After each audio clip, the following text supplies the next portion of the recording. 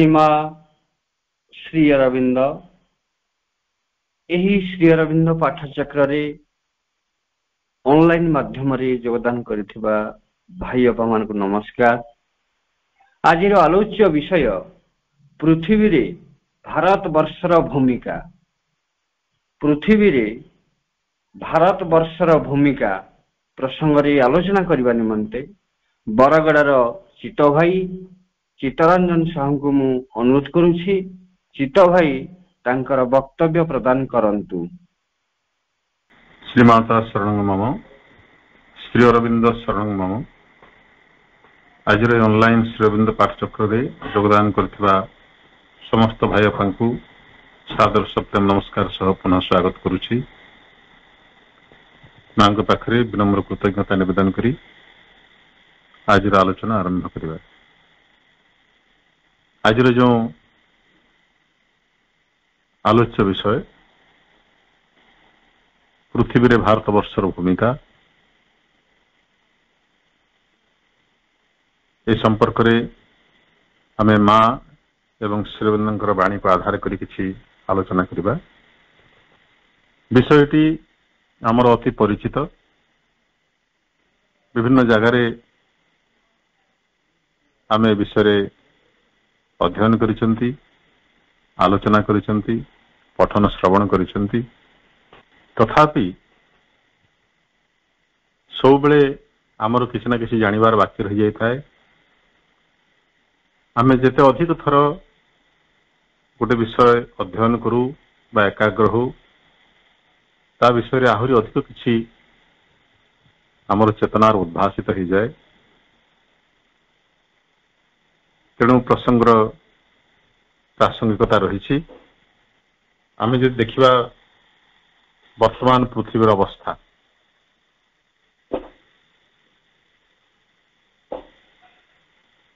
ପୃଥିବୀର ବର୍ତ୍ତମାନ ଅବସ୍ଥା ଦେଖିବାକୁ ଗଲେ ଆମକୁ ଲାଗିବ ସତେ ଯେମିତି ତୃତୀୟ ବିଶ୍ୱଯୁଦ୍ଧ ଆଗତ ପ୍ରାୟ।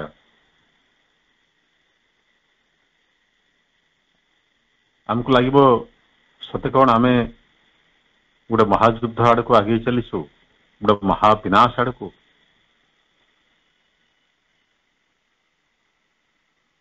ଏପରି ଲାଗିବାର କାରଣ ହେଉଛି ବର୍ତ୍ତମାନ ଯେଉଁ ମଣିଷର ହାରାହାରି ଚେତନା ସ୍ତର, ତା ଭିତରେ ପୁରି ରହିଛି ଯେଉଁ ହିଂସା, ଦ୍ୱେଷ, ଈର୍ଷା ଏବଂ ଅନ୍ୟାୟ ଅତ୍ୟାଚାର କରିବାର ଯେଉଁ ପ୍ରବଣତା, ଯେଉଁ ସ୍ତରରେ ସେ ଅଛି, ଲାଗୁଛି ସତେ ଯେମିତି ଆମେ ଗୋଟେ ବାରୁଦ ଗଦାରେ ବସିଛନ୍ତି। ପୁଣି ଅନ୍ୟ ପକ୍ଷରେ ଭୌଗୋଳିକ ଅସନ୍ତୁଳନ, ପାରିବେଶିକ ଅସନ୍ତୁଳନ ଯେଉଁଭଳି ଭାବରେ ବଢିବାରେ ଲାଗିଛି, ଆମକୁ ମନେ ହେବ ସତେ ଯେମିତି ଆଉ କିଛି ଦିନ ପରେ ସୃଷ୍ଟି ପ୍ରଳୟ ହେଇଯିବ। ପରିବେଶବିତ୍ ମାନେ କହୁଛନ୍ତି ଯଦି ପୃଥିବୀର ତାପମାତ୍ରା ଏଭଳି ଭାବରେ ବଢି ଚାଲେ, ତାହେଲେ ହୁଏତ ଆଗାମୀ 100 ବର୍ଷ ଭିତରେ ପୃଥିବୀର ଅଧିକାଂଶ ଭାଗ ଜଳାର୍ଣ୍ଣବ ହେଇଯିବ। କାରଣ ହିମାଳୟ ଏବଂ ଅନ୍ୟାନ୍ୟ ମେରୁ ଅଞ୍ଚଳରୁ ବରଫ ତରଳିକରି ସବୁ ସମୁଦ୍ରରେ ମିଶିବ, ସମୁଦ୍ରରେ ଜୁଆର ମାଡି ଆସିବ ଏବଂ ତାହା ପୃଥିବୀକୁ ବୁଡେଇ ଦେବ। ଏଭଳି ମହାପ୍ରଳୟର ବର୍ଣ୍ଣନା ଆମେ ପୁରାଣ ଶାସ୍ତ୍ର ମାନଙ୍କରେ ପଢିଛୁ ଏବଂ ମା ମଧ୍ୟ କହିଛନ୍ତି 6 ଥର ଏ ପୃଥିବୀରେ ପ୍ରଳୟ ହେଇସାରିଛି। ସୃଷ୍ଟି ବିନାଶ ହେଇଛି, ପୁଣି ନୂତନ ସୃଷ୍ଟି ହେଇଛି। କିନ୍ତୁ ମା ଏକଥା ମଧ୍ୟ କହିଛନ୍ତି ଯେ 7ମ ପ୍ରଳୟ ହବ ନାହିଁ। ଏବଂ ଯେହେତୁ ମା କହିଛନ୍ତି ପ୍ରକୃତରେ ଆଉ 7ମ ପ୍ରଳୟ ହବ ନାହିଁ ଏବଂ ତୃତୀୟ ବିଶ୍ୱଯୁଦ୍ଧ ମଧ୍ୟ ହବ ନାହିଁ। କାରଣ ମା ଶ୍ରୀ ଅରବିନ୍ଦ ଏହି ପୃଥିବୀରେ ଅଛନ୍ତି। ସେମାନେ ଯାଇନାହାନ୍ତି, କେବଳ ସ୍ଥୂଳ ଭୌତିକ ଆବରଣଟି ତ୍ୟାଗ କରିଛନ୍ତି। ତାଙ୍କର ଉପସ୍ଥିତି ହିଁ ଯଥେଷ୍ଟ। ଯେ ସୃଷ୍ଟି ମହାପ୍ରଳୟ ଆଡ଼କୁ ଗତି କରୁନାହିଁ, ମହାଯୁଦ୍ଧ ଏବଂ ମହାବିନାଶ ଆଡ଼କୁ ଗତି କରୁନାହିଁ। ଆମକୁ ଆପାତତଃ ଯେତେ ଏଭଳି ମନେ ହେଲେ ମଧ୍ୟ ଏକଥା ଆମକୁ ବିଶ୍ୱାସ କରିବାକୁ ପଡ଼ିବ। ତେବେ ସାମ୍ପ୍ରତିକ ପରିସ୍ଥିତିରେ ଯେଭଳି ଲକ୍ଷଣ ମାନ ଦେଖାଯାଉଛି, ଯାହା ଆମକୁ ଏଭଳି ଧାରଣା ପୋଷଣ କରିବାକୁ ବାଧ୍ୟ କରୁଛି, ସେ ପରିପ୍ରେକ୍ଷୀରେ ଭାରତବର୍ଷର ଅବଶ୍ୟ ଗୋଟେ ଗୁରୁତ୍ୱପୂର୍ଣ୍ଣ ଭୂମିକା ରହିଛି ଏବଂ ସେ କଥା ହିଁ ମା ଶ୍ରୀଅରବିନ୍ଦ କହିଛନ୍ତି। କେବଳ କହିନାହାନ୍ତି, କାର୍ଯ୍ୟରେ କରି ଦେଖାଇଛନ୍ତି ଏବଂ ସେ ଦିଗରେ ସେମାନେ କାର୍ଯ୍ୟ କରିଚାଲିଛନ୍ତି। ସେମାନେ ଅହରହ କାର୍ଯ୍ୟରତ। ମା କହିଛନ୍ତି,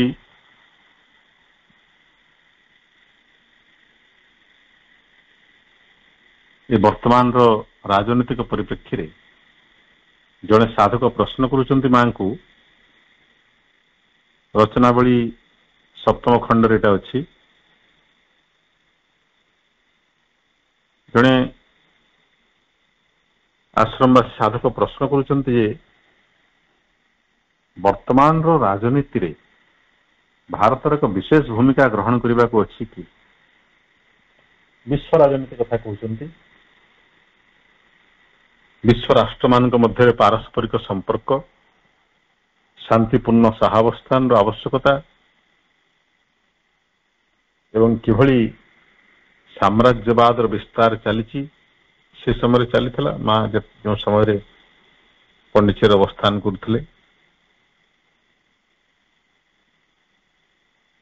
ସାମ୍ରାଜ୍ୟବାଦ ସମୂଳେ ଲୋପ ହେଇନଥିଲା। ବର୍ତ୍ତମାନ ମଧ୍ୟ ତାହାର କିଛି କିଛି ଛିଟା ପରିଲକ୍ଷିତ ହେଉଛି।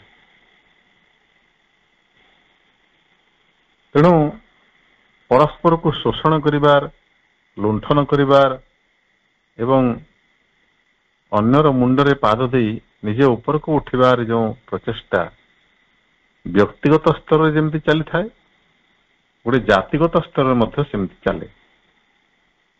ବ୍ୟକ୍ତି ବ୍ୟକ୍ତି ଭିତରେ ଯେମିତି ଈର୍ଷା ହିଂସା ପ୍ରକାଶିତ ହୁଏ, ଦେଶ ଦେଶ ମଧ୍ୟରେ, ଜାତି ଜାତି ମଧ୍ୟରେ ମଧ୍ୟ ସେଭଳି ଲକ୍ଷଣ ଦେଖାଯାଏ। କାରଣ ବ୍ୟକ୍ତିଗତ ଚେତନା ଏବଂ ସାମୂହିକ ଚେତନା ସମାନ୍ତରରେ କାର୍ଯ୍ୟ କରନ୍ତି ଏବଂ ସାମଗ୍ରିକ ଚେତନାଟା ହେଉଛି ଗୋଟେ ଜାତିର ହାରାହାରି ଚେତନା। ସେଥିରେ ବ୍ୟକ୍ତିଗତ ତାରତମ୍ୟ ବହୁତ ଥାଇପାରେ। ଗୋଟେ ଅତି ପତିତ ଚେତନା ସମ୍ପନ୍ନ ବ୍ୟକ୍ତି କିଛି ଥାଇପାରନ୍ତି, ଅତି ଉଚ୍ଚ ଚେତନା ସମ୍ପନ୍ନ ବ୍ୟକ୍ତି ଥାଇପାରନ୍ତି, କିନ୍ତୁ ସେଟା ବ୍ୟକ୍ତିଗତ। ଯେତେବେଳେ ସାମୂହିକ ଭାବରେ ଜାତୀୟ ସ୍ତରରେ ସେଟା ପ୍ରକାଶିତ ହୁଏ, ସେଟା ହାରାହାରି ହେଇଯାଏ। ଯେମିତି ଆମର ବ୍ୟକ୍ତିଗତ ଅହଂଟିଏ ଥାଏ, ସେମିତି ଜାତିଗତ ଏବଂ ଦେଶଗତ ଅହଂଟିଏ ମଧ୍ୟ ଥାଏ, ଯାହାକୁ ଆମେ କହୁଛୁ ପ୍ୟାଟ୍ରିଅଟିଜମ, ଦେଶାତ୍ମବୋଧ, ଦେଶ ପ୍ରେମ।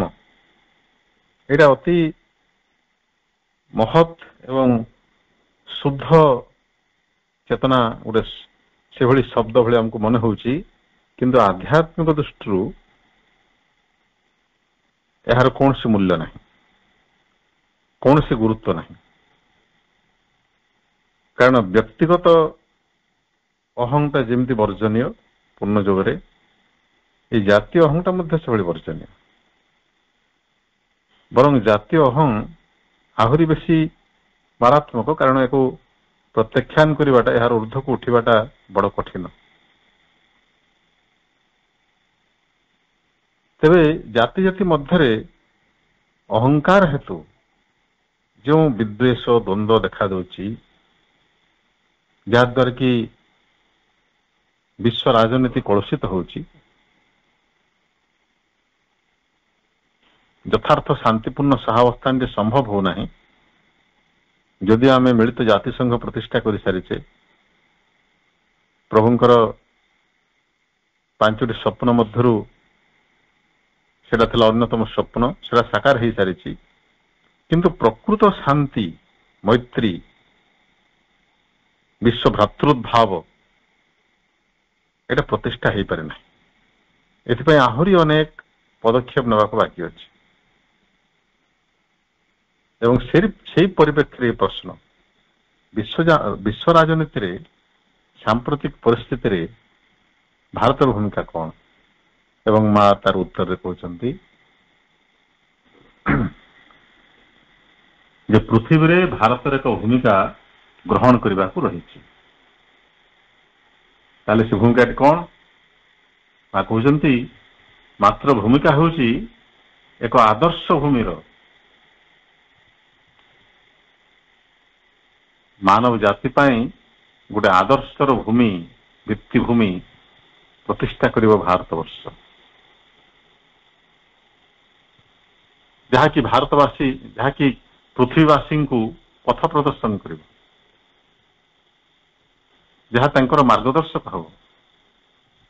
ଗୋଟେ ଆଦର୍ଶ ହେଉଛି ଗୋଟେ ବିକନ ଲାଇଟ, ମାନେ ଗୋଟେ ବତି ଘରର ଆଲୁଅ। ଯେମିତି ଅନ୍ଧାରରେ ଦିଗହରା ନାବିକ ବତିଘରର ଆଲୁଅର ସନ୍ଧାନରେ ଥାଏ। ବତିଘର ଆଲୋକ ଦୃଶ୍ୟମାନ ହେଇଗଲେ ସେ ସ୍ୱସ୍ତିର ନିଶ୍ୱାସ ମାରେ, ଅର୍ଥାତ୍ ତାକୁ କିନାରା ମିଳିଗଲା, ସେ କୂଳ ପାଇଗଲା, ତା ଲକ୍ଷ୍ୟ ପ୍ରାପ୍ତି ହେଇଗଲା। ସେଟା ନ ମିଳିବା ପର୍ଯ୍ୟନ୍ତ ସେ ଅନ୍ଧାରରେ ବାଡ଼ି ବୁଲଉଥିବ, କୁଆଡେ ଯିବ ସେ ଜାଣିପାରିବ ନାହିଁ। ଯେତେ ଦିଗବାରିଣୀ ଯନ୍ତ୍ର ଥିଲେ ମଧ୍ୟ ସ୍ପଷ୍ଟ ପ୍ରମାଣ ନ ଆସିବା ପର୍ଯ୍ୟନ୍ତ ସେ ଶାନ୍ତିର ନିଶ୍ୱାସ ନେଇପାରିବ ନାହିଁ। ତେଣୁ ବର୍ତ୍ତମାନ ପୃଥିବୀର ରାଜନୈତିକ ଅବସ୍ଥା ଗୋଟେ ଦିଗହରା ନାବିକର ଅବସ୍ଥା ଭଳି। ସମସ୍ତେ ଚାଲିଛନ୍ତି ଗୋଟେ ଉନ୍ମତ୍ତ ଭାବରେ, ମାଡ଼ି ଚାଲିଛନ୍ତି, କିନ୍ତୁ କୁଆଡକୁ ଯାଉଛନ୍ତି ତାହା ତାଙ୍କୁ ଜଣା ନାହିଁ।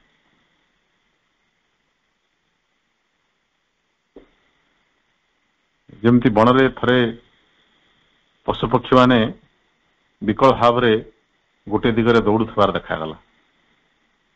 ଯାହାକୁ ପଚାରିଲେ ସେ କହୁଛି ନା ଆକାଶ ଫାଟୁଛି, ଆକାଶ ଫାଟୁଛି, ତମେ ପଳେଇ ଚାଲ।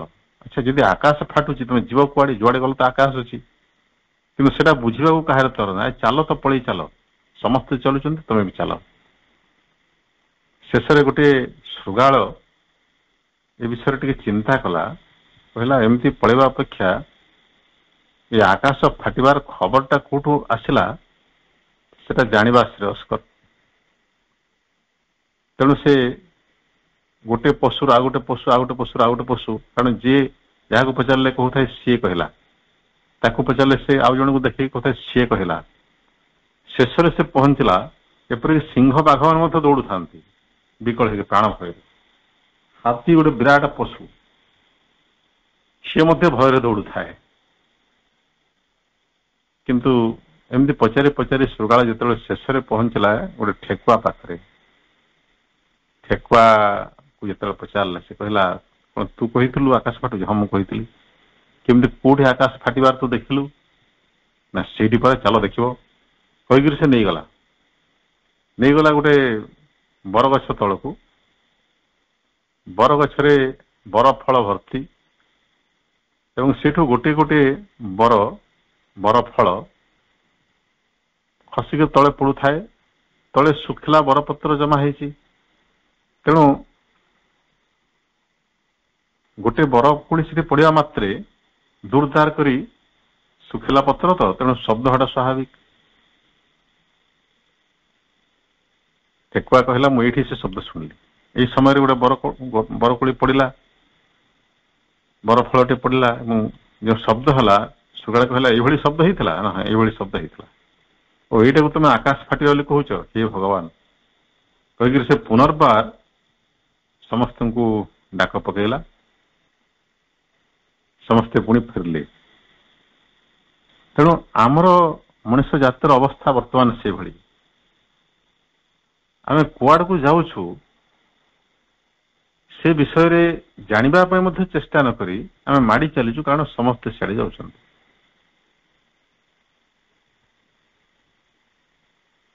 ଚୀନ ସାମ୍ରାଜ୍ୟ ବିସ୍ତାର କରୁଛି। ରୁଷ ଆମେରିକା ଭିତରେ ଲାଗି ରହିଛି ଶୀତଳ ଯୁଦ୍ଧ ଏବଂ ରୁଷ ଆଉ ୟୁକ୍ରେନ ଭିତରେ ଲାଗିଥିବା ସେ ଯୁଦ୍ଧ ବର୍ତ୍ତମାନ ସରିନାହିଁ ବୋଧେ।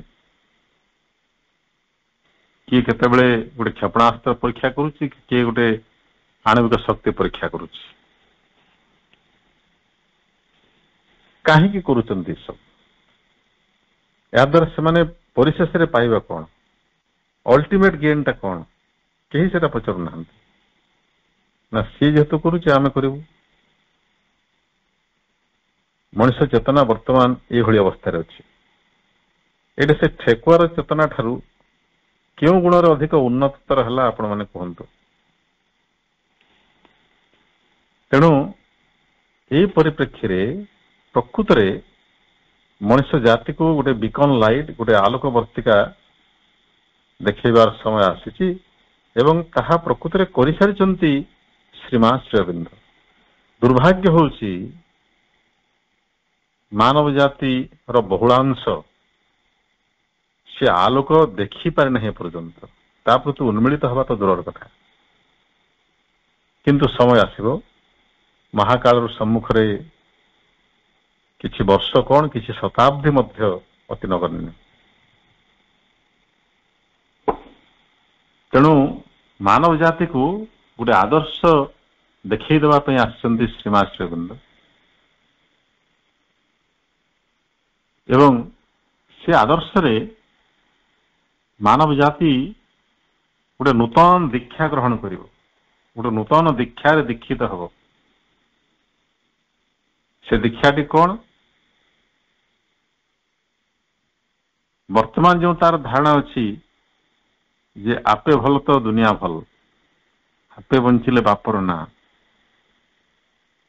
ସେତେବେଳେ ସେ ଭାବିବ ଯେ ନା ନା, ସମସ୍ତେ ଭଲ ନହେଲେ ମୁଁ କେମିତି ଭଲ ରହିପାରିବି?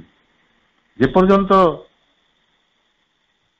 ମୋର ସହଗାମୀ ମାନେ, ସହଯାତ୍ରୀ ମାନେ ଅର୍ଥାତ୍ ସମସ୍ତ ମାନବ ଜାତି ଯେପର୍ଯ୍ୟନ୍ତ ଶାନ୍ତିରେ ରହିନାହାନ୍ତି, ମୁଁ ଏକୁଟିଆ କେମିତି ଶାନ୍ତିରେ ରହିପାରିବି? ଏଇ ଦୀକ୍ଷା ମାନବ ଜାତି ଗ୍ରହଣ କରିବ। ଏଇଟା ସେ ଏପର୍ଯ୍ୟନ୍ତ ଗ୍ରହଣ କରିପାରି ନାହିଁ, କାରଣ ସେ ଭାବିପାରି ନାହିଁ। ଭାବିବାକୁ ହେଲେ ବି ଟିକେ ଭୁଲ ହେଇଯିବ, ଆଉ ଟିକେ ଅଧିକ ଶୁଦ୍ଧତର ହେବ ଯଦି ଆମେ କହିବା ଅନୁଭବ କରିବା। ଏପର୍ଯ୍ୟନ୍ତ ସେଟା ସେ ଅନୁଭବ କରିନାହିଁ ମାନବ ଜାତି ଯେ ଆମେ ସମସ୍ତେ ହଉଛୁ ଏକ, ଗୋଟିଏ ଉପାଦାନରେ ଗଢ଼ା ବା ଗୋଟିଏ ସତ୍ତାର ଆମେ ହଉଛୁ ବିଭିନ୍ନ ଅଙ୍ଗ, ଅସଂଖ୍ୟ ଅଙ୍ଗ। ଯେମିତି ମୋର ଶରୀର ଅସଂଖ୍ୟ ଲୋମ, ଗୋଟିଏ ଲୋମ ନିଜେ ନିଜେ ଯଦି ଚାହିଁବ ଟିକେ ଭଲ ଭାବରେ ବିକଶିତ ହେବା ପାଇଁ, ଅନ୍ୟମାନଙ୍କୁ ଅବହେଳା କରି ସେଟା ସମ୍ଭବ ହେଇପାରିବ କି? ଯଦି ହେବେ ସମସ୍ତେ ବିକଶିତ ହେବେ। କିମ୍ବା ମୋର ଗୋଟେ ନଖ ଯଦି ଚାହିଁବ ଟିକେ ଅନ୍ୟମାନଠୁ ଅଧିକ ବଡ ହେଇଯିବା ପାଇଁ, ସେଟା କେମିତି ସମ୍ଭବ? ଯଦି ହେବେ ସମସ୍ତେ ସମତାଳରେ ହେବେ। ସେ ଯଦି ଚାହିଁବ ମୋର ଗୋଟେ ଶରୀର ଗୋଟେ ଅଙ୍ଗ ବା ଚେତନାର ଗୋଟେ ଅଙ୍ଗ ଚାହିଁବ ଅନ୍ୟମାନଙ୍କୁ ମୁଁ ପଙ୍ଗୁ କରିଦେବି ଏବଂ ନିଜେ ସୁସ୍ଥ ସବଳ ହେଇକରି ବିକଶିତ ହେବି, ଏଠି କେମିତି ସମ୍ଭବ? ମୋର ଗୋଟିଏ ହାତ ବହୁତ ମଜବୁତ ହେଇଯିବ ଏବଂ ଅନ୍ୟ ଅଙ୍ଗ ସବୁ ଯଦି ଦୁର୍ବଳ ହେଇକରି ପଙ୍ଗୁ ହେଇଯିବେ, ତାହେଲେ ମୋର ସାମଗ୍ରିକ ଅବସ୍ଥା କଣ ହବ? ଠିକ ସେ ଅବସ୍ଥା ହଉଛି ମାନବ ଜାତିର। ପ୍ରତ୍ୟେକଟି ଦେଶ ଧରାଯାଉ ମାନବ ଜାତିର ଗୋଟେ ଗୋଟେ ଅଙ୍ଗ। ଗୋଟିଏ ଦେଶ ବିକଶିତ ହେଇଗଲେ ଅନ୍ୟ ଦେଶ ଗୁଡିକ ଯଦି ଅବିକଶିତ ରହିବେ ବା ଅବହେଳିତ ହେଇଯିବେ, ତାହେଲେ ସେ ଗୋଟିଏ ଦେଶ କେବଳ ଶାନ୍ତି ରହିପାରିବ କି? ସମ୍ଭବ ନୁହେଁ। କିନ୍ତୁ ମଣିଷ ଚେତନା ବର୍ତ୍ତମାନ ଏପର୍ଯ୍ୟନ୍ତ ସେ ଅବସ୍ଥାରେ ପହଞ୍ଚି ନାହିଁ ଯେଉଁ ଅବସ୍ଥାରେ ସେ କଥାଟି ହୃଦୟଙ୍ଗମ କରିପାରିବ। କିନ୍ତୁ ତାକୁ ହୃଦୟଙ୍ଗମ କରାଇବା ପାଇଁ ଆସିଛନ୍ତି ଶ୍ରୀମା ଶ୍ରୀ ଅରବିନ୍ଦ। ଯେଉଁଦିନ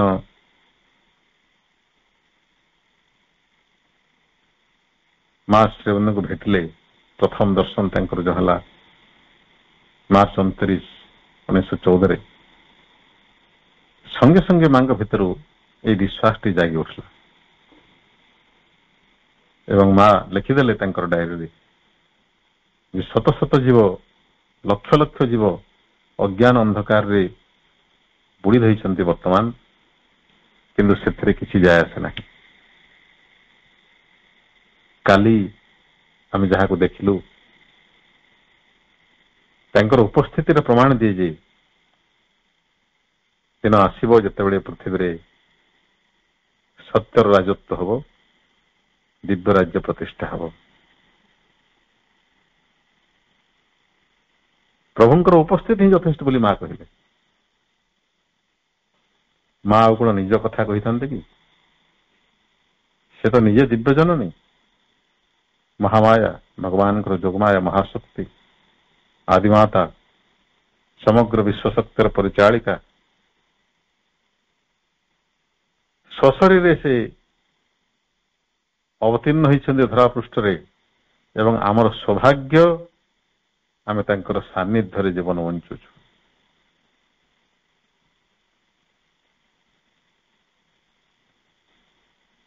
आपण मान मध्य अनेक हे तो मां को देखी थी मुझे जाने ना सशरीर जदिव मां को देखिबार मोर सौभाग्य ही नहीं किंतु मते लागे नहीं जो मां को देखी नहीं बा देखु नहीं बोली कारण ये बाणी माध्यम रे मांकर ये बाणी माध्यम रे तांकर प्रत्यक्ष उपस्थिति अनुभव होची केवल मोर नहीं आपण मानकर समस्तंकर तेणु एभली दिव्य सान्निध्यर अधिकारी आम माने केते भाग्यवान किंतु दुर्भाग्य होची आमे तार सदुपयोग करूना ये दिव्य सान्निध्यर यथार्थ लाभ हमको उठेबा को पड़िबो आमर चेतना को शुद्धिकृत करबा पड़िबो जेपरिक आमर ये चेतना मां को आड़कू तांकर शक्ति आड़कू तांकर आलोक आड़कू अधिक रु अधिक उन्मिलित हो मां कहते मानव जाति को से एक नूतन दीक्षा ग्रहण कर आवश्यकता रही पुणी कहते मो जानिबारे से दीक्षा ग्रहण एपर्यंत संघटित है नहीं से दीक्षा होची सत्यर दीक्षा सत्यर दीक्षा एपर्यंत मानव जाति ग्रहण करि पारि नाही विश्व भ्रातृभाव प्रतिष्ठित हो पारि नाही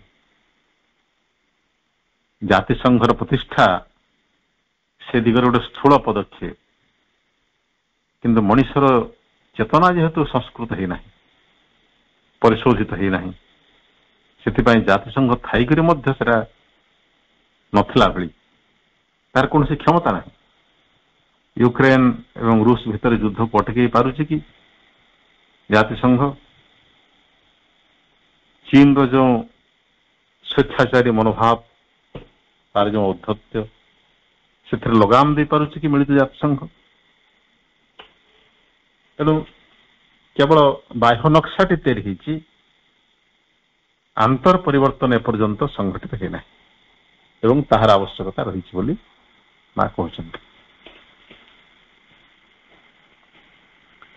तापरे मां कहते निष्ठायुक्त हो रही पारे भारत वर्ष से उपर स्तरीय बाह्य दृष्टि मध्य निजर भूमिकाटी को ग्रहण करि परिबो एभली बाह्य परिस्थिति जो बाह्य स्तर में जातिसंघ प्रतिष्ठा होती एवं विश्व शांति दिगरे सेटा गोटे बलिष्ठ पदक्षेप अवश्य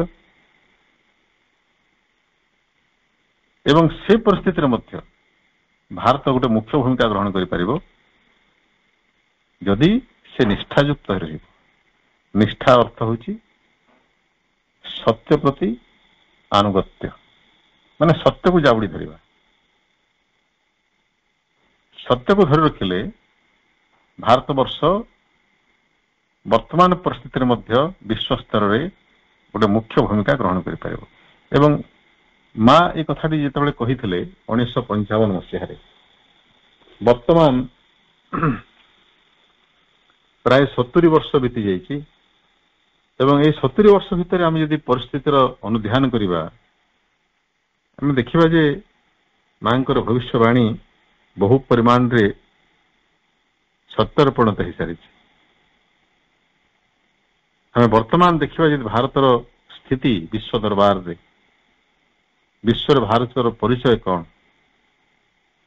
ଗୋଟେ ଯୋଗ୍ୟ ନେତୃତ୍ୱ ବଳରେ, ସେଟା ମଧ୍ୟ ଭଗବତ କୃପା। ସେ ଯୋଗ୍ୟ ନେତୃତ୍ୱ ଦ୍ୱାରା ଭାରତ ବିଶ୍ୱସ୍ତରରେ ନିଜର ଯଥାର୍ଥ ଭୂମିକାଟି ରଖିଛି। ଭାରତର ମହତ୍ୱ ବିଶ୍ୱସ୍ତରରେ ଦିନକୁ ଦିନ ବୃଦ୍ଧି ପ୍ରାପ୍ତ ହେଉଛି। ତେଣୁ ମା ଯେଉଁ କଥାଟି କହିଥିଲେ ସେଟା ଧୀରେ ଧୀରେ ସତ୍ୟରେ ପରିଣତ ହେବାର ଲାଗିଛି। ମା ଏ କଥାଟି କହି କିଛି ସମୟ ନୀରବ ରହିଲେ ଏବଂ କହିଲେ ଯେ ଏସବୁ ବିଷୟରେ ଆଦୌ କିଛି କହି ହୁଏ ନାହିଁ। ମାନେ ଆଗରୁ ସବୁ ଫୋରକାଷ୍ଟ କରିବାଟା, ଭବିଷ୍ୟବାଣୀ କରିବାଟା ଅସମ୍ଭବ। କାରଣ ଏଇଟା ଗୋଟିଏ ମଣିଷର କଥା ନୁହେଁ, ଯେହେତୁ ସାମଗ୍ରିକ ଚେତନା। କୌଣସି ଗୋଟିଏ ଅଙ୍ଗ ଯଦି ବିଦ୍ରୋହ କରେ ବା ସତ୍ୟ ପ୍ରତି ଆନୁଗତ୍ୟ ପ୍ରଦର୍ଶନ ନ କରେ, ମିଥ୍ୟାକୁ ପ୍ରଶ୍ରୟ ଦିଏ, ତାହେଲେ ମଧ୍ୟ ସାମଗ୍ରିକ ଶୁଦ୍ଧତା ଆସିପାରିବ ନାହିଁ। ତେଣୁ ସାମଗ୍ରିକ ସ୍ତରରେ ଗୋଟେ ପ୍ରେଡିକ୍ସନ ବା ଗୋଟେ ଭବିଷ୍ୟବାଣୀ କରିବାଟା ପ୍ରାୟ ସମ୍ଭବ ହୁଏ ନାହିଁ ବୋଲି ମା କହୁଛନ୍ତି। କିନ୍ତୁ ଆମେ ବିଶ୍ୱାସ କରିବା ଏଥିପାଇଁ ଯେ ମା ଶ୍ରୀଅରବିନ୍ଦ ଆମ ସହିତ ରହିଛନ୍ତି, ଏ ଭାରତବର୍ଷ ରହିଛନ୍ତି। ଜଣେ ମହାନ ଯୋଗୀ ତାଙ୍କର ଧ୍ୟାନ ସମାଧିରେ ନିମଗ୍ନ ହେଇକରି ଶରୀର ତ୍ୟାଗ କରି ଗୋଟେ ଭିନ୍ନ ଲୋକକୁ ଚାଲି ଯାଇଥିଲେ। ସେ ଚାଲିଗଲେ କୁଆଡେ ବାଟବଣା ହେଇକରି, ଆଉ ତାଙ୍କର ଜ୍ଞାନ ନଥାଏ ସେ କୁଆଡେ ଆସିଛନ୍ତି। ଯେତେବେଳେ ପ୍ରତ୍ୟାବର୍ତ୍ତନ କରିବାକୁ ଚାହିଁଲେ, ତାଙ୍କର ଚେତନା ଯେତେବେଳେ ପୁନର୍ବାର ଶରୀର ଭିତରକୁ ପ୍ରତ୍ୟାବର୍ତ୍ତନ କରିବାକୁ ଚାହିଁଲା, ସେ ଜାଣିପାରିଲେନି ସେ କୁଆଡେ ଯିବେ। ଏଭଳି ଅବସ୍ଥାରେ ଅନେକ ଯୋଗୀ ତାଙ୍କର ଶରୀରଟିକୁ ସବୁଦିନ ପାଇଁ ଛାଡି ଯାଆନ୍ତି ଏବଂ ନିଜକୁ ନିର୍ବାଣ ଭିତରେ କିମ୍ବା ବ୍ରହ୍ମଚେତନାର ଲୀନ କରିଦିଅନ୍ତି, କିମ୍ବା କୌଣସି ଉଚ୍ଚତର ଲୋକକୁ ଯାଇକରି ସେଠି ଅନିର୍ଦ୍ଦିଷ୍ଟ କାଳ ପାଇଁ ବାସ କରନ୍ତି। ପାର୍ଥିବ ଶରୀରଠାରୁ ମୃତ୍ୟୁ ହେଇଯାଏ।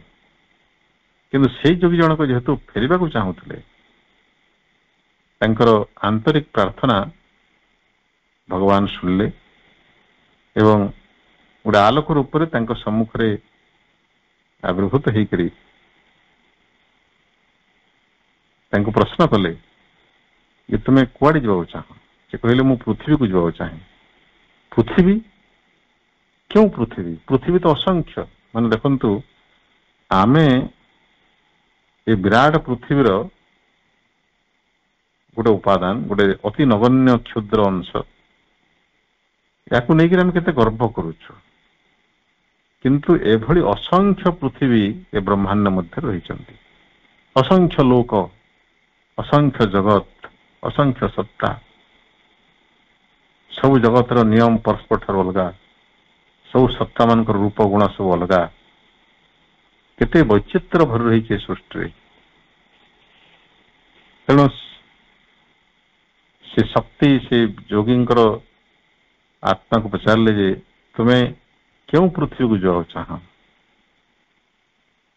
ଏବଂ ତତ୍କ୍ଷଣାତ୍ ଯୋଗୀଙ୍କ ମୁହଁରୁ ବାହାରି ପଡିଲା ଶ୍ରୀଅରବିନ୍ଦଙ୍କ ପୃଥିବୀ।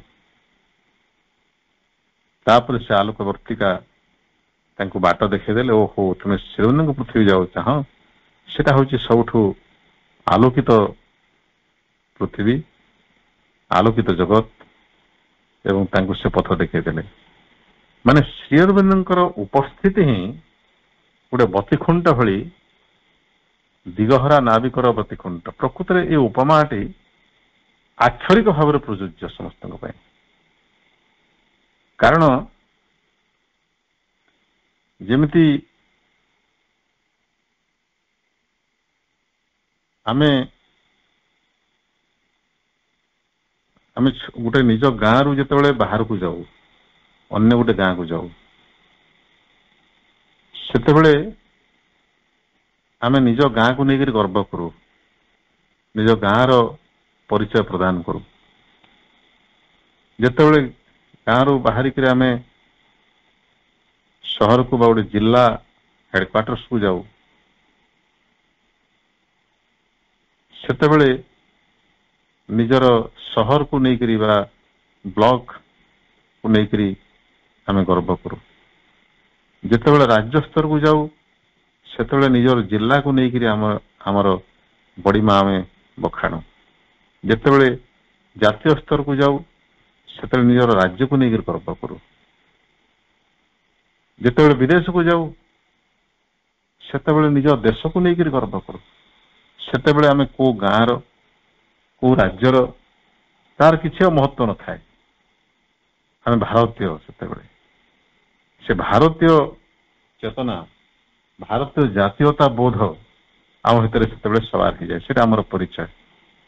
ତେବେ ଯେତେବେଳେ ଆମେ ପୃଥିବୀର ବାହାରକୁ ଯିବା କଣ ହବ ଆମର ପରିଚୟ? ପୃଥିବୀରେ ଏମିତି କଣ ଅଛି ଯାହାକି ବିଶ୍ୱ ଦରବାରରେ ସ୍ୱତନ୍ତ୍ର, ବିଶ୍ୱ ବ୍ରହ୍ମାଣ୍ଡରେ ସ୍ୱତନ୍ତ୍ର? এই ପୃଥିବୀର ସ୍ୱାତନ୍ତ୍ର୍ୟ ସେଇଟା ହଉଛି ଶ୍ରୀମା ଶ୍ରୀଅରବିନ୍ଦଙ୍କର ଉପସ୍ଥିତି। ଶ୍ରୀମା ଶ୍ରୀଅରବିନ୍ଦ ହଉଛନ୍ତି ସେ ଆଲୋକ ବର୍ତ୍ତିକା, ସେ ବିକନ ଲାଇଟ, ସେ ବତୀ ଘର, ଯୋଉମାନେ କି এই ସମଗ୍ର ବ୍ରହ୍ମାଣ୍ଡରେ ଏ ପୃଥିବୀ ଗୋଟେ ନୂତନ ପରିଚୟ ଦେଇଛନ୍ତି, ଗୋଟେ ସ୍ୱାତନ୍ତ୍ର୍ୟ ପ୍ରଦାନ କରିଛନ୍ତି। ଏବଂ ଯେହେତୁ ସେ ଏଠି ଅଛନ୍ତି, ଆମର ଏ ପୃଥିବୀର ବାହାରେ ଯିଏ ବି ତାଙ୍କୁ ଖୋଜିବ ତାଙ୍କର ଆଲୋକରେ ଆମର ପୃଥିବୀ ଦେଦୀପ୍ୟମାନ ହୋଇ ଉଠୁଥିବ। এটা ମୋର ବିଶ୍ୱାସ। ପ୍ରତ୍ୟକ୍ଷ ଅନୁଭୂତି ତ ସମ୍ଭବ ନୁହେଁ ବର୍ତ୍ତମାନ ପରିସ୍ଥିତିରେ, କିନ୍ତୁ ଯୋଉମାନେ ସେଭଳି ମହାଜାଗତିକ ପଥର ଯାତ୍ରୀ, ଯୋଉମାନଙ୍କ ପାଇଁ এই ବିଭିନ୍ନ ସୌର ଜଗତ ମଧ୍ୟରେ ବିଚରଣ କରିବା ଗୋଟେ ଅଳିକ ବ୍ୟାପାର, ଯେମିତି ମଣିଷ ବର୍ତ୍ତମାନ ଗୋଟେ ଦେଶରୁ ଆଉ ଗୋଟେ ଦେଶକୁ ଅଳିକ ଭାବରେ ଯାତ୍ରା କରିପାରୁଛି ଉଡ଼ାଜାହାଜରେ, ସେମିତି ଚେତନାର ପୁଷ୍ପ ବିମାନରେ ଯୋଉମାନେ ଗୋଟେ ଲୋକରୁ ଆଉ ଗୋଟେ ଲୋକକୁ ଯାତ୍ରା କରିପାରୁଛନ୍ତି, ସେମାନେ ନିଶ୍ଚୟ এই ପୃଥିବୀର ଆଲୋକ ଯାହାକି ଶ୍ରୀମା ଶ୍ରୀଅରବିନ୍ଦ ତାଙ୍କ ପ୍ରତି ଆକର୍ଷିତ ହଉଥିବେ। ବର୍ତ୍ତମାନ ଆମେ ପ୍ରଭୁଙ୍କର ଜୀବନ କାହାଣୀ, ତାଙ୍କର ଆଦର୍ଶ ଏବଂ ତାଙ୍କର ଭୂମିକା ସମ୍ପର୍କରେ କିଛି ସ୍ମରଣ କରିବା। ପ୍ରକୃତରେ এই ପୃଥିବୀକୁ ଯଥାର୍ଥ ମାର୍ଗଟି ଦେଖିବା ପାଇଁ ଏବଂ ଆଶୁ ପତନରୁ ରକ୍ଷା କରିବା ପାଇଁ ଏବଂ ସମଗ୍ର ମାନବ ଜାତିର ଚେତନା ସ୍ତରରେ ଗୋଟେ ଉତ୍ଥାନ ପାଇଁ ଭଗବାନ ଯେଉଁ ବିଧାନ କରିଛନ୍ତି, ସେଇ ବିଧାନର ଗୋଟେ ମୁଖ୍ୟ ଅଙ୍ଗ ରୂପରେ ବା ମାଧ୍ୟମ ରୂପରେ ଭଗବାନଙ୍କର ଅବତାର ରୂପରେ ଏ ପୃଥିବୀ ପୃଷ୍ଠରେ ଅବତୀର୍ଣ୍ଣ ହେଇଛନ୍ତି ଶ୍ରୀଅରବିନ୍ଦ ଏବଂ ତାଙ୍କରି ସଂକଳ୍ପକୁ, ତାଙ୍କରି ସାଧନାକୁ କାର୍ଯ୍ୟକାରୀ କରିବା ପାଇଁ ଆସିଛନ୍ତି ଦିବ୍ୟ ଜନନୀ ଶ୍ରୀମା। ସେଥିପାଇଁ ମା କହିଲେ, without him I exist not, without me he is ଅନମ୍ୟାନିଫେଷ୍ଟ। ତାଙ୍କ ବିନା ମୋର ଅସ୍ତିତ୍ୱ ନାହିଁ, ମୋ ବିନା ତାଙ୍କର ପ୍ରକାଶ ନାହିଁ।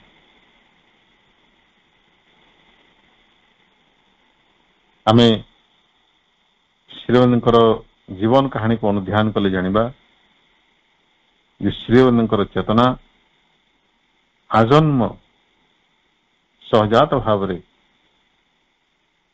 ତାଙ୍କର ଦିବ୍ୟ ଭବିତବ୍ୟ ପାଇଁ ପ୍ରସ୍ତୁତ ହେଇ ରହିଥିଲା, ସଚେତନ ହେଇ ରହିଥିଲା।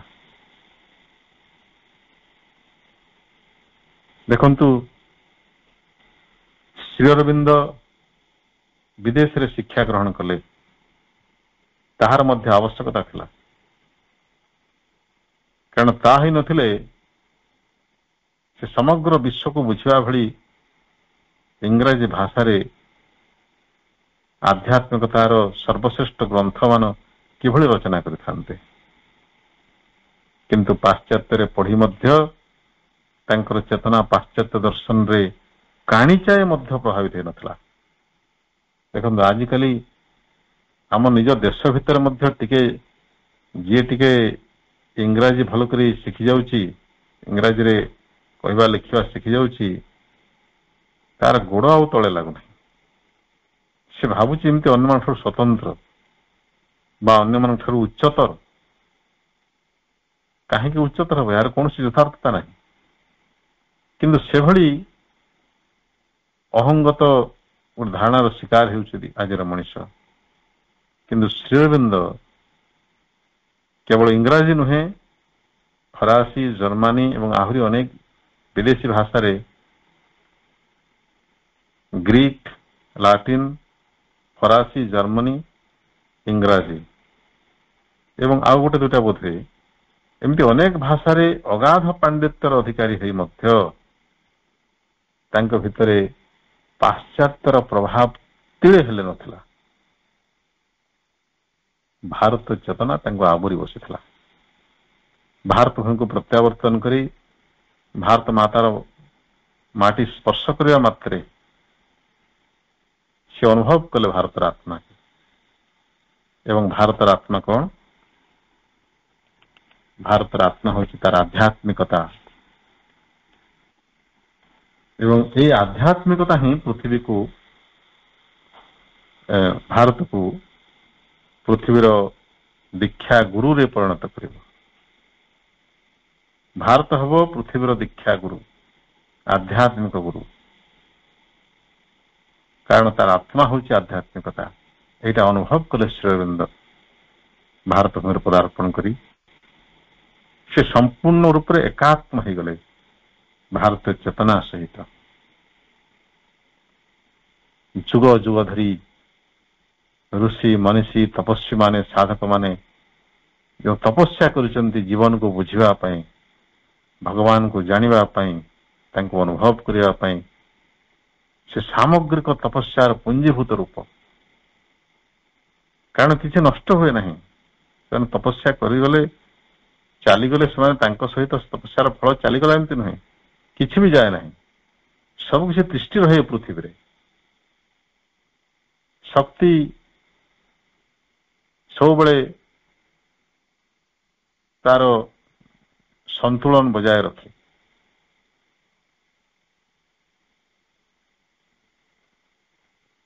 ଶକ୍ତି କେବେ ନଷ୍ଟ ହୁଏ ନାହିଁ କି ସୃଷ୍ଟି ହୁଏ ନାହିଁ।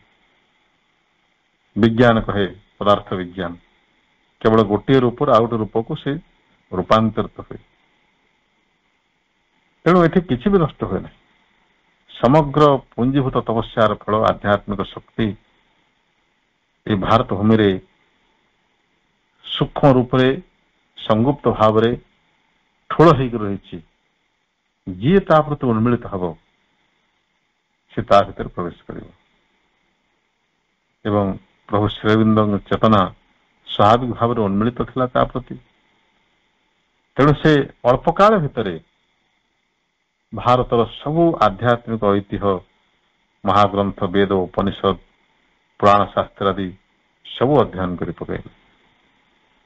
ସଂସ୍କୃତ ଶିଖିନଥିଲେ, ଏଠି ଆସିକି ସଂସ୍କୃତ ଶିଖିଲେ। ବଙ୍ଗଳା ଶିଖିନଥିଲେ, ତାଙ୍କର ମାତୃଭାଷା ବଙ୍ଗଳା ଶିଖିଲେ। ହୁଏତ ଶିଖିଥିବେ ବାଳୁତ ଅବସ୍ଥାରେ, କିନ୍ତୁ ଭୁଲି ଯାଇଥିବେ ଦୀର୍ଘ 14 ବର୍ଷର ଅବସ୍ଥାନ କାଳରେ ପୁନର୍ବାର ସେ ଶିଖିଲେ। ଆମକୁ ଗୋଟେ ଭାଷାର ଦୁଇଟା ଭାଷା ଶିଖିବାକୁ କେତେ କଷ୍ଟ ହଉଛି।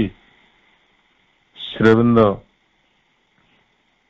ବୋଧେ 13 ଗୋଟି ଭାଷା ଶିଖିଥିଲେ ଏବଂ ପ୍ରତ୍ୟେକ ଭାଷାରେ କାମ ଚଳା ନୁହେଁ, ଅଗାଧ ପାଣ୍ଡିତ୍ୟ। ଇଂରାଜୀରେ ଯେଉଁ ମହାକାବ୍ୟ ସାବିତ୍ରୀ ପ୍ରଭୁ ରଚନା କରିଛନ୍ତି, ତାର ଦ୍ୱିତୀୟ ଉଦାହରଣ ଏପର୍ଯ୍ୟନ୍ତ ନାହିଁ ଇଂରାଜୀ ଭାଷାରେ। ସ୍ୱୟଂ ଖୋଦ ଇଂରେଜ ମାନେ ମଧ୍ୟ ଏଭଳି ମହାଗ୍ରନ୍ଥ ରଚନା କରିବାରେ ସଫଳ ହେଇନାହାନ୍ତି ଏପର୍ଯ୍ୟନ୍ତ। ଏବଂ ଆଗାମୀ ଦିନରେ ମଧ୍ୟ ସଫଳ ହେବ କି ନା ସନ୍ଦେହ।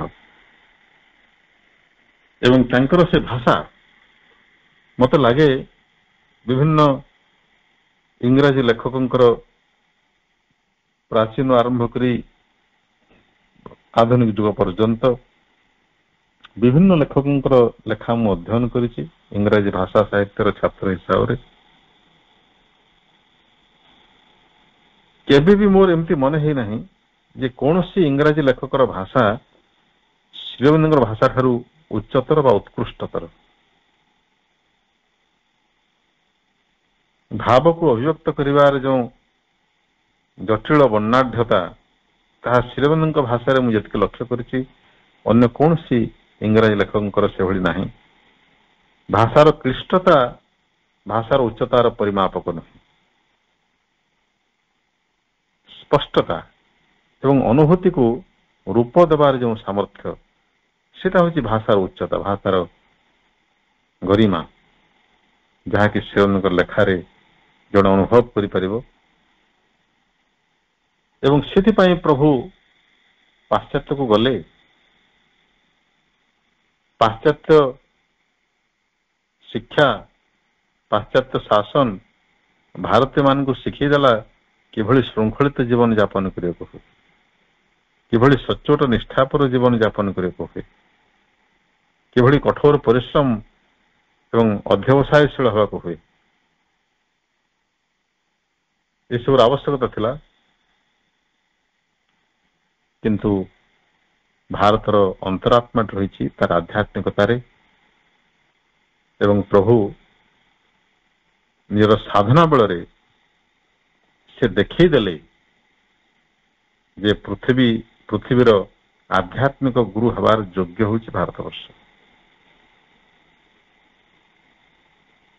ପ୍ରଭୁଙ୍କର ଯେଉଁ 5ଟି ସ୍ୱପ୍ନ ତ ନୁହେଁ, ତାଙ୍କର ଦିବ୍ୟ ଦର୍ଶନ।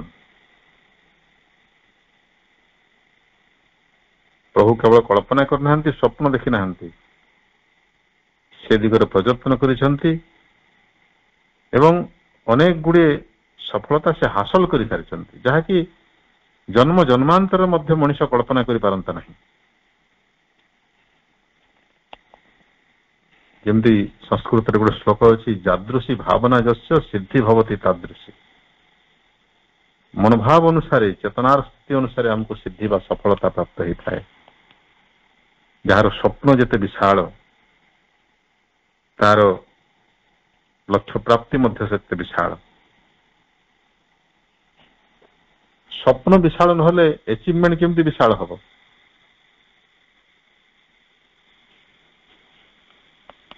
ପ୍ରଭୁଙ୍କର ସ୍ୱପ୍ନ ଦେଖନ୍ତୁ, ସାଧାରଣ ମଣିଷର ସ୍ୱପ୍ନ କେତେ ସଂକୀର୍ଣ୍ଣ। ଆମେ କେବଳ ନିଜର ଏବଂ ନିଜ ପରିବାରର ଭରଣ ପୋଷଣ କଥା ଚିନ୍ତା କରୁ। ଅତି ବେଶୀ ହେଲେ ଆମେ ନିଜର ଗ୍ରାମ କଥା ଚିନ୍ତା କରିପାରିବା, ତାଠୁ ବେଶୀ ଆଉ ଯାଇପାରୁନା। କୋଟିରେ ଗୋଟିଏ ଜଣେ ବାହାରନ୍ତି ଏମିତି ଯୁଗ ପୁରୁଷ ଯେଉଁମାନେ କି ଦେଶ ବିଷୟରେ ଚିନ୍ତା କରନ୍ତି, ଜାତି ବିଷୟରେ ଚିନ୍ତା କରନ୍ତି, କିନ୍ତୁ ସମଗ୍ର ମାନବ ଜାତି ବିଷୟରେ ଚିନ୍ତା କରିବା ଏଭଳି ଲୋକ ଅତି ବିରଳ। କିନ୍ତୁ ଦେଖନ୍ତୁ ପ୍ରଭୁଙ୍କର ସ୍ୱପ୍ନ, ପ୍ରଥମ ସ୍ୱପ୍ନ ତାଙ୍କର କେତେ ବିଶାଳ, ସବୁଠୁ ସଂକୀର୍ଣ୍ଣ ବା କ୍ଷୁଦ୍ର ସ୍ୱପ୍ନ ଭାରତର ସ୍ୱାଧୀନତା ଏବଂ ଅଖଣ୍ଡତା। ଦେଖନ୍ତୁ କେତେ ବିଶାଳ ଚେତନାର ଅଧିକାରୀ ହେଲେ ଜଣେ ଏଭଳି ବିଶ୍ୱାସ ପୋଷଣ କରିପାରିବ, ଏବଂ ସେଟା ସେ କରେଇ କରି ଛାଡ଼ିଛନ୍ତି, କେବଳ ସ୍ୱପ୍ନ ଦେଖିନାହାନ୍ତି। ତାଙ୍କର ପ୍ରିୟତମା ପତ୍ନୀଙ୍କୁ ପତ୍ର ଲେଖିଛନ୍ତି ଯେ ଭାରତ ମାତାକୁ ଏଭଳି ପରାଧୀନ ଅବସ୍ଥାରେ ମୁଁ ଦେଖିପାରିବି ନାହିଁ। ଯେଉଁ ରାକ୍ଷସ ତାର ବକ୍ଷରେ ବସି ରକ୍ତପାନ କରୁଛି ତାକୁ ମୁଁ ଅବଶ୍ୟ ବିତାଡ଼ିତ କରିବି, ଏବଂ ତାହା କରି ଦେଖେଇଛନ୍ତି। ତାପରେ ଦେଖିଛନ୍ତି ଯେ କେବଳ ଭାରତ ସ୍ୱାଧୀନ ହେଲେ ସେ ଶାନ୍ତି ରହିପାରିବ ନାହିଁ, ତାର ପଡୋଶୀ ରାଷ୍ଟ୍ର ଗୁଡ଼ିକ ସ୍ୱାଧୀନ ହେବା ଦରକାର। ସମଗ୍ର ଏସୀୟ ଭୂଖଣ୍ଡର ସ୍ୱାଧୀନତା ଏବଂ ଅଗ୍ରଗତି, ସେ ଦିଗରେ ମଧ୍ୟ ପ୍ରୟାସ କରିଛନ୍ତି ଶ୍ରୀଅରବିନ୍ଦ। ତାପରେ ସେ ଦେଖିଲେ କେବଳ ଏସିଆ ମହାଦେଶଟି ଶାନ୍ତିରେ ରହିପାରିବ ନାହିଁ ଯଦି ସମଗ୍ର ବିଶ୍ୱରେ ଶାନ୍ତି ପ୍ରତିଷ୍ଠା ନ ହୁଏ। ତେଣୁ ତାଙ୍କର ତୃତୀୟ ସ୍ୱପ୍ନ ହେଲା ବିଶ୍ୱ ରାଷ୍ଟ୍ର ସଂଘର ପ୍ରତିଷ୍ଠା, ଯାହାକୁ ଆମେ ବର୍ତ୍ତମାନ କହୁଛୁ ୟୁଏନଓ, ୟୁନାଇଟେଡ ନେସନ୍ସ ଅର୍ଗାନାଇଜେସନ ବା ମିଳିତ ଜାତିସଂଘ।